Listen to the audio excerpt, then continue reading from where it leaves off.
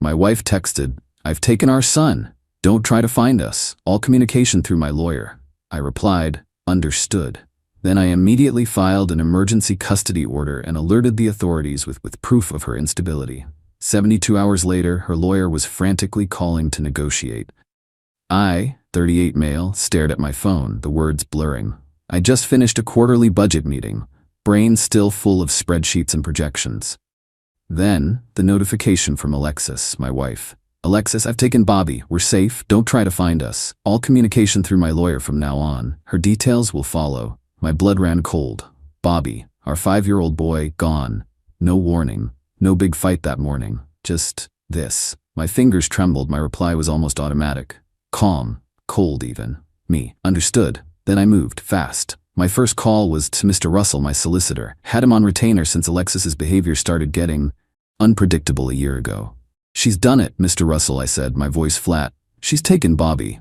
He didn't miss a beat. "Right, I'm filing an emergency custody order. Now. You have the dossier?" "Everything. Updated last week." The dossier. Sounds dramatic, I know, but Alexis, she hadn't been herself for a while. Mood swings that were terrifying, paranoid accusations, impulsive spending sprees followed by days of not leaving her bed. I'd been documenting it all. Voice memos of her rants, recorded legally in my own home, mind you. Emails, texts, a journal of incidents with dates and times. Photos of, well, let's just say concerning situations she'd created. I'd even managed to get her to a psychiatrist once, who had expressed concerns about potential bipolar disorder with possible paranoid delusions, though Alexis refused any follow-up or medication. I had a copy of that initial consult report, which she'd actually left lying around. It all went into the dossier. My biggest fear was always her doing something impulsive involving Bobby. While Mr. Russell got the court papers drafted, I called the police. Reported Bobby as a missing child, potentially taken by a parent suffering a mental health crisis. Emailed them a summary of the situation and copies of the most damning evidence of her instability, including her text. They were surprisingly quick to take it seriously. Maybe the calm, factual way I presented it helped. No hysterics, just facts. The house felt like a tomb. Bobby's little blue jacket was still on the hook by the door, his half-finished Lego spaceship on the living room floor. A wave of something, grief, rage, sheer terror, hit me then. I actually doubled over, hands on my knees. For Bobby. Stay calm for Bobby. This wasn't just a betrayal, this was a declaration of war, and I was damn well going to fight it, strategically, methodically. Update. 3 days later. Okay, Reddit, so the last 72 hours have been the longest of my life. Haven't really slept. Coffee's my new best friend. Mr. Russell was a rock star. Emergency order was filed within hours of Alexis's text. Police issued an alert. The dossier did its job. They saw the pattern of escalating instability. Every phone ring made my heart leap. Was it news? Was it Alexis trying to bypass lawyers? Her sister Kayla called me screaming late Tuesday night. Accused me of driving Alexis to this, of being controlling, while irony, of trying to paint Alexis as crazy, standard stuff from an enabler. I just said, "Kayla, Alexis abducted my son. The police are involved. I suggest she gets a very good lawyer very quickly." Click. No energy for that drama. The police found them yesterday evening, about 200 miles away in some cheap motel. Bobby was physically okay, thank God, confused, scared, but okay. They said Alexis was agitated. Not surprised. Bobby was placed in temporary emergency care while the police sorted jurisdiction and the emergency order was served. This morning my phone rang. Unknown number. "Mr. my last name?" A female voice sounded stressed. "This is Miss Leslie. I'm representing Alexis. She's retained me regarding the custody of your son, Bobby. So the lawyer details she promised." "Okay," I said, keeping my voice even. "Look," Miss Leslie rushed on, "Alexis is obviously very distressed. She wants to see her son. We need to work something out. She's willing to discuss shared access, mediation." I waited, let the silence stretch. Miss Leslie," I said, my tone like ice, "your client unilaterally abducted my child after sending a threatening text message indicating her intent to sever all contact. She is documented as being unstable. The police have already recovered Bobby. An emergency custody order is in place, granting me temporary sole custody. You should have received it by now." More silence, then a sigh. "Yes, we have that." But surely you understand this has all been a terrible misunderstanding. Alexis felt backed into a corner. A misunderstanding that involved crossing state lines with a minor and cutting off all contact? Fascinating. Miss Leslie cleared her throat. My client is prepared to be reasonable. She just wants what's best for Bobby. What's best for Bobby is stability and safety, which your client has catastrophically undermined, I replied. There will be no negotiation about Bobby's immediate return to my care, as per the court order. Once he is home and settled, we can discuss supervised visitation for Alexis, pending a full psychological evaluation for her. And that, Miss Leslie, is my opening and closing offer for today. I could almost hear her jaw drop. But that's the reality of the situation your client created, Miss Leslie. Have Alexis comply fully with the authorities. I expect Bobby home today. Goodbye. I hung up. Felt good.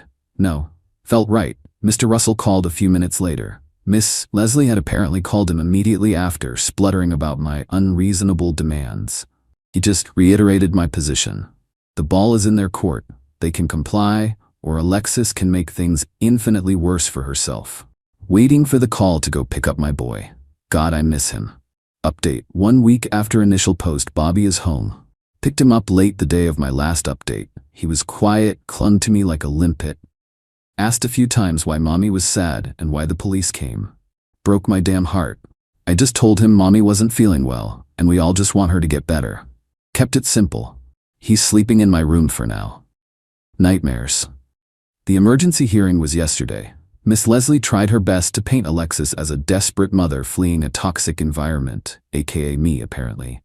Mr. Russell just calmly presented the facts, the text, the abduction, the history of documented instability. Alexis was there. She looked rough, kept trying to catch my eye, alternating between looking tearful and furious. I didn't engage, focused on the judge. The judge wasn't impressed with Miss Leslie's narrative. The evidence of Alexis taking Bobby and the prior concerns about her mental state were too strong. He upheld the emergency order. Temporary sole legal and physical custody to me. Alexis was granted 1 supervised 2-hour visit per week at a designated facility, contingent on her not causing any scene. A guardian ad litem was appointed for Bobby. Big win. But the games have escalated. Alexis's mother, Lori, has now started a lovely campaign on social media. Vague posts about parental alienation and a mother's love being weaponized. Some of our mutual acquaintances are lapping it up, sending me concerned messages or outright hostile ones. Blocked a fair few numbers. Lori even had the nerve to call me, wailing about how I was destroying her daughter and keeping her from her grandbaby. Lori, I said, tired. Alexis is destroying herself. She abducted Bobby. That has consequences. I'm following the court's orders. If Alexis wants to see Bobby more, she needs to follow the court's orders too and get the help she clearly needs. She called me a monster and hung up. Charming. Kayla, Alexis's sister, ambushed me at the grocery store, caused a bit of a scene, shouting about how I was a manipulative bastard. I just paid for my stuff and walked out. Security escorted her out, got it on my dashcam for good measure. Every little bit of crazy helps my case. Alexis herself, during her first supervised visit, apparently spent half the time crying about how unfair this all was, and the other half trying to tell Bobby that Daddy was keeping them apart because he was mean. The supervisor noted it all down. Good. Miss Leslie has been sending feelers about mediation again. Mr. Russell is firm. Full psych eval for Alexis, proof of compliance with treatment, and a significant period of stability before we even discuss changes to the current supervised setup. It's draining, NGL. Sometimes late at night, I just sit in Bobby's room watching him sleep, and the enormity of it hits me. The trust Alexis shattered. The fact she put Bobby through this. But then morning comes, Bobby smiles, and I know I'm doing the right thing. This isn't just about me anymore. It's about giving my son a stable, safe childhood. Alexis chose her path. Now she gets to live with the fallout. Update, 1 month after initial post. It's been a month since the world tilted. Life is a new kind of normal. School runs, work, lawyer calls, documenting everything. The gal, Miss Gabriella, seems competent and fair, which is a relief. Bobby started to open up a bit more about his adventure with Mommy. Bits and pieces. Confirmed she was erratic, crying a lot, telling him confusing things about me. All going into my notes for Miss Gabriella. Alexis is Well, Alexis. The supervised visits are a roller coaster. One week she's quiet and actually plays with Bobby. The next, she's trying to grill him for information about my life or bad-mouthing me to the supervisor. The supervisor's reports are becoming quite the collection. Her entitlement is breathtaking. Miss Leslie actually sent a letter demanding I pay for Alexis's legal fees and provide her with spousal support, claiming her distress was caused by my unwillingness to co-parent equitably before the incident. Mr. Russell sent back a one-liner. We trust your client's demand is made in jest given her conduct. We've heard nothing back on that front. LOL. The dirty tricks are getting more creative. Last week, a completely anonymous email landed in my work inbox, CCing my boss and HR, full of vague accusations about my character and suitability as a father. It reeked of Alexis's particular brand of drama. Luckily, my boss knows the situation. I was upfront when it happened, and HR dismissed it as malicious. But it was a clear attempt to mess with my job. Added to the file. Then there was the wellness check. Police showed up at my door. Anonymous tip about Bobby being neglected. They came in, saw Bobby happily eating cereal and watching cartoons, a clean house, plenty of food. They were polite, almost apologetic, said the call seemed baseless. You don't say? Pretty sure I know who instigated that. Another one for the file. Kayla and Lori are still on their crusade. Kayla even tried to show up at Bobby's preschool, saying she was there to pick him up. School has Alexis and Kayla on a no-contact, no-pickup list, as per the court order and my instructions. Police were called. She got a warning for trespassing. The sheer audacity. The psych eval for Alexis was court-ordered, as part of the ongoing proceedings. She's dragging her feet, of course. Miss Leslie keeps filing motions for delays, citing Alexis's fragile emotional state. Mr. Russell counters that her emotional state is precisely why the eval is urgent. The judge seems to be losing patience with her antics. It's exhausting. Some days I feel like I'm fighting a hydra, but then Bobby will grab my hand and say, "You're the best daddy," and it's like a shot of pure adrenaline. I'm not backing down. Every stunt Alexis pulls, every lie her family tells, just adds another nail to her custody coffin. She thinks she's being clever. She's just proving my point. The file is getting thicker, and my resolve, stronger. Update: 6 months after initial post, it's over. Well, the main battle is 6 months of hell, but we got there. The final custody hearing was last week. It felt like a marathon. Miss Leslie tried, bless her heart, to argue Alexis was a victim, that she'd learned her lesson, that she was now seeking therapy, though still hadn't completed the court-ordered full psych evaluation, claiming scheduling issues. Mr. Russell was masterful. He didn't grandstand, he just laid out the evidence, piece by methodical piece. The initial abduction, the dossier detailing months of instability, the police reports, the supervisor's damning reports from the visits, Alexis's attempts at parental alienation, her emotional instability. The GAL's report, which was a godsend. Ms. Gabriella recommended sole legal and primary physical custody to me, citing Alexis's unpredictable behavior, lack of insight into her actions, and the potential for emotional harm to Bobby. She also noted my consistent stability and child-focused approach. He presented evidence of the smear campaign, Kayla's stunt at the school, the bogus wellness check, the attempted interference with my job. Each incident painted a clearer picture of Alexis's and her enablers' mindset. When Alexis finally testified, it was a spectacle. She cried, she accused, she contradicted herself. She blamed me, her childhood, stress, anything but her own choices. At one point, she actually yelled at the judge for not understanding what it's like to be a mother pushed to the edge. The judge's face was stone. Her own lawyer, Miss Leslie, looked like she wanted the earth to swallow her. The ruling came down yesterday.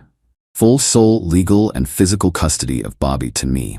Alexis gets supervised visitation twice a month at the facility for 2 hours. This is contingent on her finally completing the full psychological evaluation and complying with any recommended treatment. If she fails to do so within 90 days, visitation will be suspended until she does.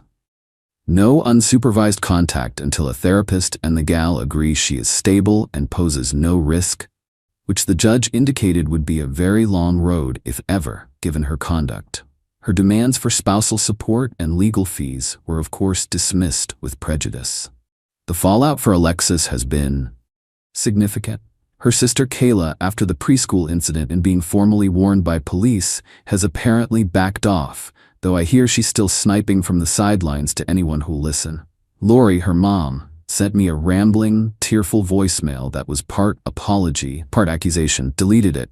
Alexis's attempts to paint herself as a martyr online backfired spectacularly when snippets of the Gal report, which become part of the court record, were somehow leaked in local community groups. No idea how that happened. Ahem.